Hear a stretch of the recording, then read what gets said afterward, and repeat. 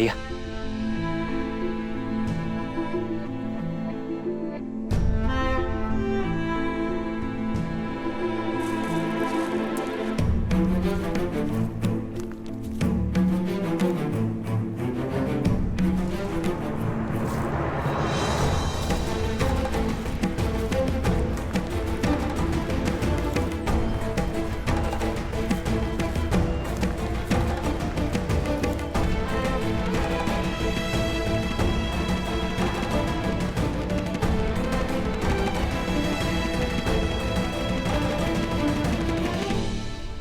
आप थक गए होंगे भैया, तनिक यहीं विश्राम कर लीजिए। मैं नहीं लक्ष्मण, जब एक नेत्र रो रही हो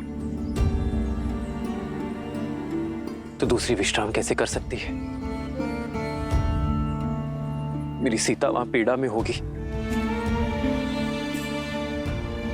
मुझे विश्राम करने की कोई आवश्यकता नहीं है। हमें शीघ्र ही माता शबरी तक पहुंचना होगा। आओ लक्ष्मण।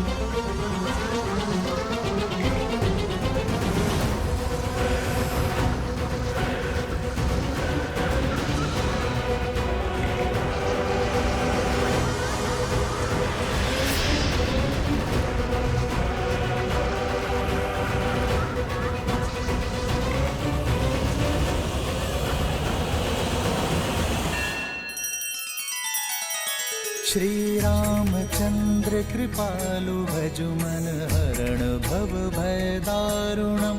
नव कंज लोचन कंज मुख कर कंज पद कंजारुणम।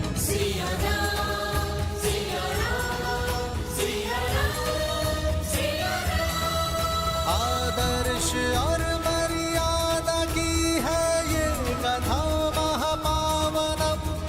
काट मद श्री से मिला दे श्रीमद् रामायणम। श्रीमद् रामायणम।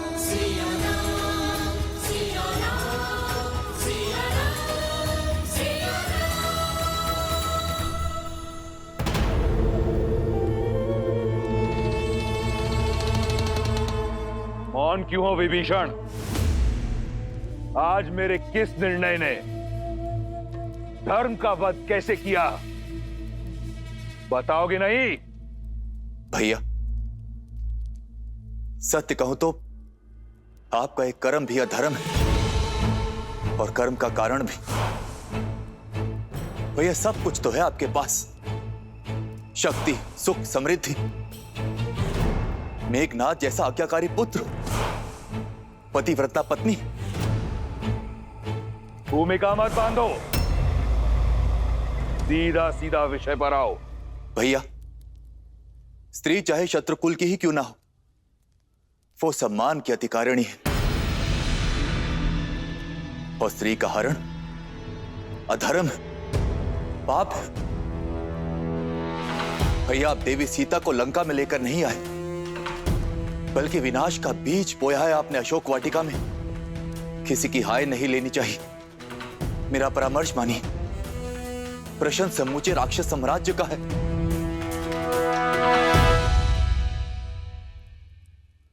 श्री राम को उनकी सीता लौटा दीजिए भैया।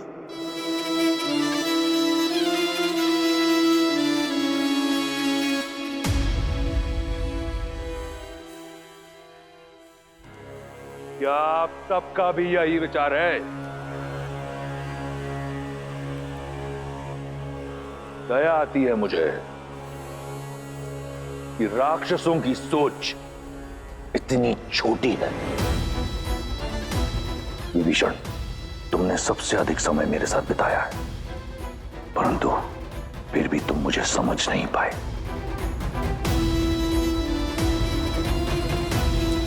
इस सभा में उपस्थित हर राक्षस मेरी दूरदर्शिता से कोसों दूर है। धर्म अधर्म के द्वंद्व में ये भी भूल गए कि रावण जो करता है एक उद्देश्य से करता है, और उद्देश्य है वयम राक्षसम, राक्षसों को सर्वश्रेष्ठ बनाना। सीता कोई साधारण स्त्री नहीं, राजा जनक की पुत्री है, एक मनुष्य है। 14 लोकों पर हमारा आधिपत्य है। देवता, असुर, राक्षस, यक्ष, गंधर्व, किन्नर, पशु पक्षी, नाग, कीट, भूत, पिशाच, वेताल, सब पर हमारा आधिपत्य है। केवल मनुष्य ही हैं जिन पर हम अपना आधिपत्य स्थापित नहीं कर पाए, और सीता को यहां लाकर उससे रक्त विवाह करने का उद्देश्य यही है कि एक बार सीता हमारी हुई तो राक्षसों और मनुष्यों में एक सेतु बनाऊंगा मैं। एक ओर शूर्पणखा का प्रतिशोध पूरा होगा, और दूसरी ओर मनुष्यों पर मैं अपना आधिपत्य स्थापित करूंगा बिना कोई रक्त बहाए।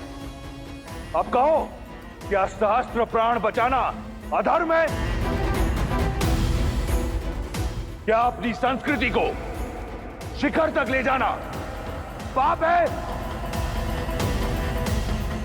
क्या मैं एक अधर्मी हूं, पापी हूं? कदापि नहीं भैया। मेरे भैया ने जो किया वो लंका के लिए किया। राम और लक्ष्मण ने मेरे सम्मान पर प्रहार किया और हमारे मान पर वार किया।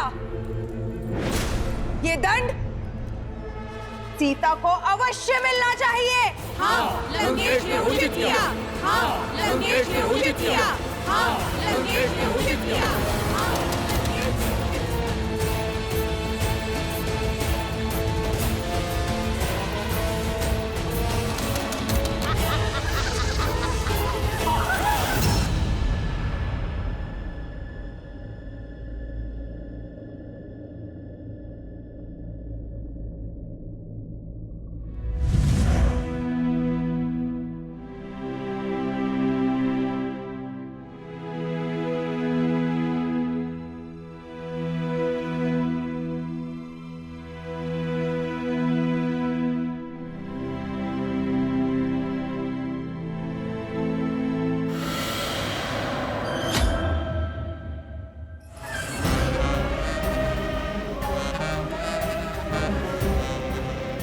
डरो मत, त्रिजटा तुम्हें मारने नहीं आई है। मैं तो सिर्फ ये देखने आई थी कि विधाता ने तुम्हें कैसे गढ़ा है।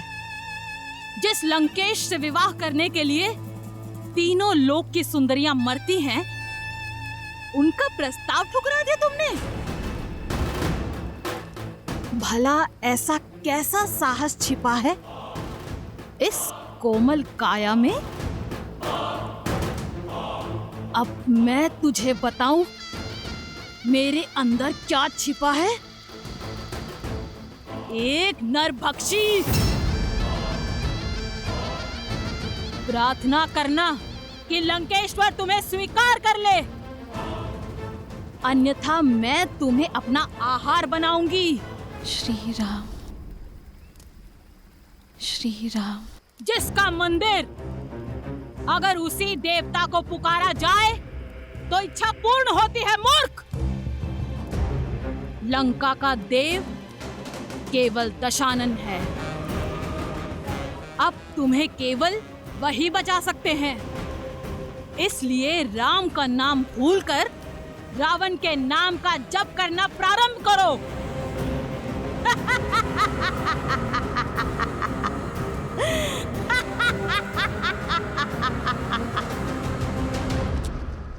अगली बार मेरे धर्म पर प्रश्न उठाने से पूर्व जान लेना कि मेरा उद्देश्य क्या है, अन्यथा मैं भूल जाऊंगा कि तुम मेरे भाई हो। एक बात आपको भी स्मरण रखनी चाहिए दशानन, कि वो एक पतिव्रता नारी है। उसके श्राप की शक्ति पूरे असुर साम्राज्य को लील सकती है। उस पर वो उस जाति से है जिससे आपको अभेदान नहीं है। इसलिए कुछ भी करने से पूर्व आप सोचिएगा अवश्य। सोच भी रहा हूं और देख भी रहा हूं कि पराई स्त्री की बहुत चिंता है तुम्हें। क्या मेरी बहन एक स्त्री नहीं?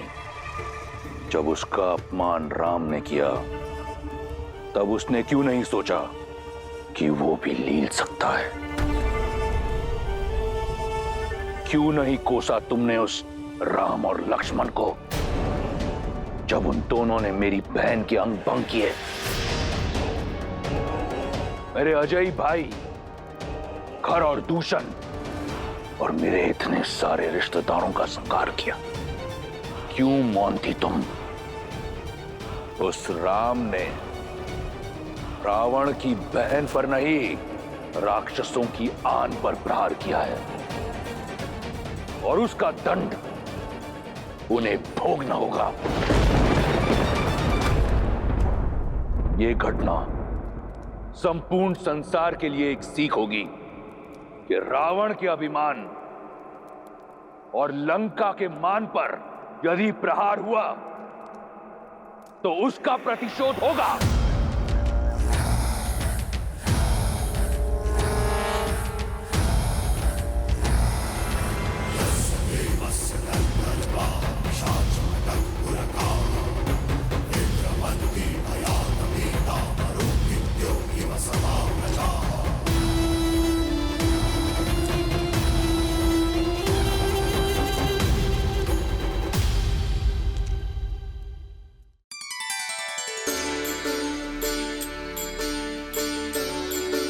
राम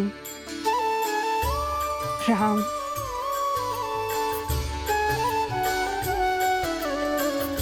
राम। भज मन राम नाम सुखदाई, भज मन राम नाम सुखदाई।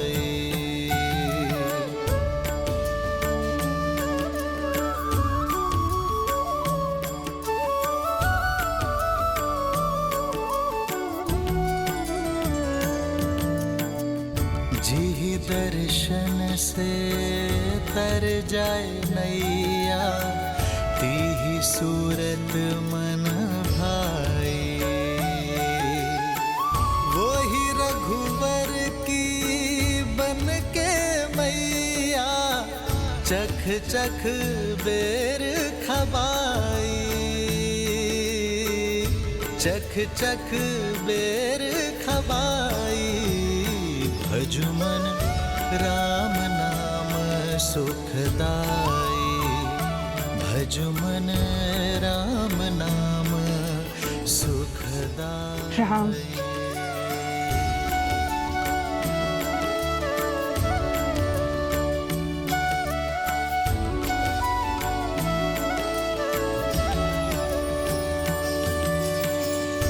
मात प्रेम से बड़ा नहीं कछु, धन्य हो शबरी माई।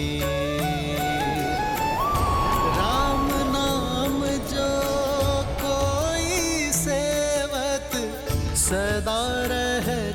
सुखदाई, भजु मन राम नाम सुखदाई।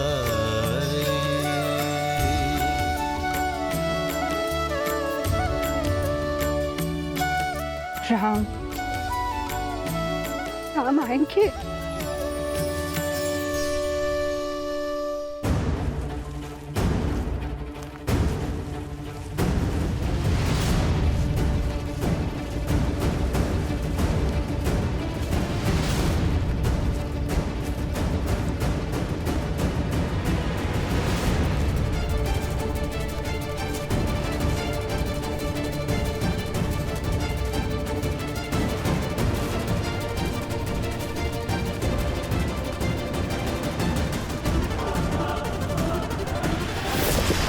लक्ष्मण,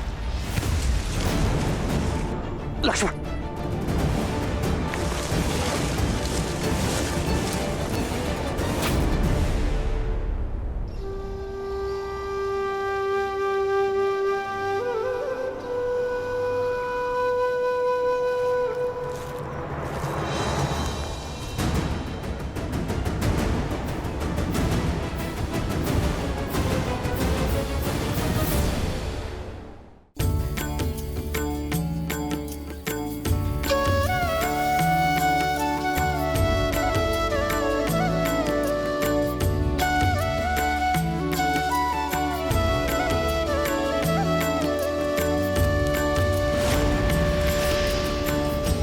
ये क्या? ये तो मैंने मेरे राम के लिए बिछाए थे। कौन है ये वनवासी जो वन मार्ग में पुष्प बिछाए बैठी है? मति भंग हो गई है इसकी। वर्षों से किसी राम की राह में पल के बिछाए प्रतीक्षा करते करते बुढ़ी हो गई है। प्रतिदिन आंगन सजाती है, पुष्प बिछाती रहती है और बुद बुदाती रहती है किसी राम का नाम। कोई नहीं आएगा बुढ़ी माँ, अपने भगवान को याद करो और मुक्ति पालो। मेरे राम आएंगे, देखना। राम, मेरे राम आएंगे।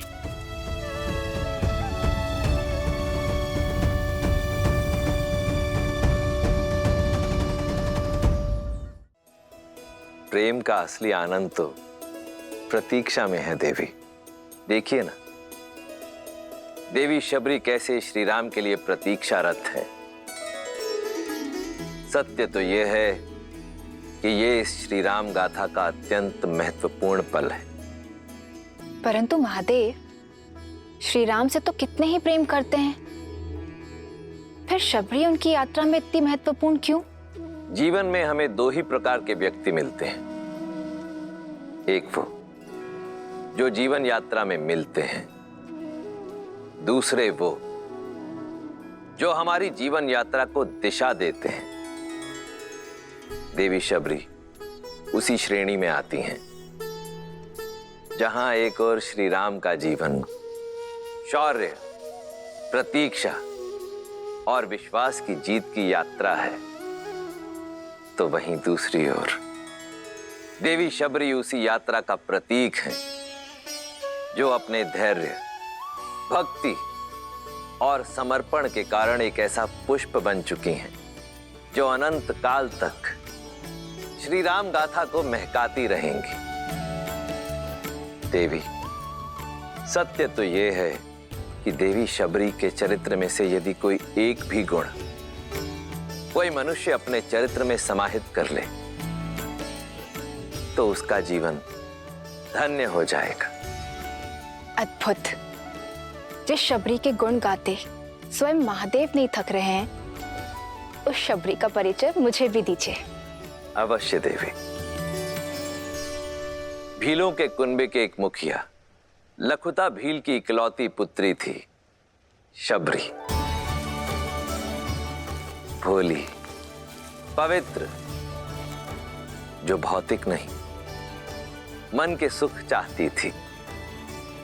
माता पिता ने छोटी आयु में ही शबरी का विवाह निश्चित कर दिया, परंतु शबरी, भक्ति और वैराग्य में लीन शबरी विवाह के बंधन में बंधना स्वीकार नहीं कर पाई। अपने घर परिवार को सदा के लिए छोड़ शबरी पंपा सरोवर के तट पर आ पहुंची।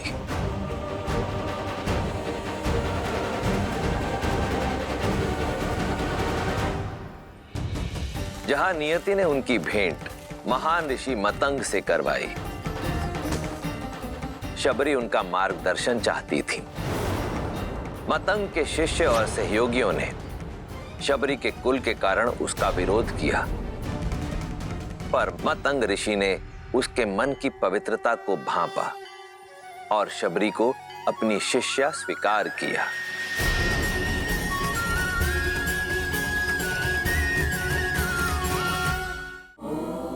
फिर ऋषि मतंग के सानिध्य से आरंभ हुई शबरी की आध्यात्मिक यात्रा। परंतु हर मनुष्य को समय पूरा होने के बाद जाना पड़ता है। ऋषि मतंग के जाने का भी समय आया। इस नश्वर देह का इस संसार में समय पूरा हुआ सबरी। इंद्रदेव मुझे ब्रह्मलोक ले जाने के लिए आए हैं। तुम्हारी सेवा और समर्पण से मैं प्रसन्न हूं। मैं तुम्हें ब्रह्म विद्या सिखाकर अपने साथ ब्रह्मलोक ले जाना चाहता हूं। आचार्य, आपने मुझे इस योग्य समझा। मैं धन्य हुई, किंतु मुझे खेद है कि मैं आपका ये प्रस्ताव स्वीकार नहीं कर सकती। गुरु की भेंट को ठुकराने का कारण? आचार्य, ये मेरा सौभाग्य था कि मुझे आपका आशीष मिला, किंतु मेरे जैसी ऐसी कई वनवासी स्त्रियां हैं जिन्हें ना तो ज्ञान का सानिध्य मिला, ना ही उसे अर्जित करने का कोई माध्यम, और मैं उनके लिए कुछ करना चाहती हूँ।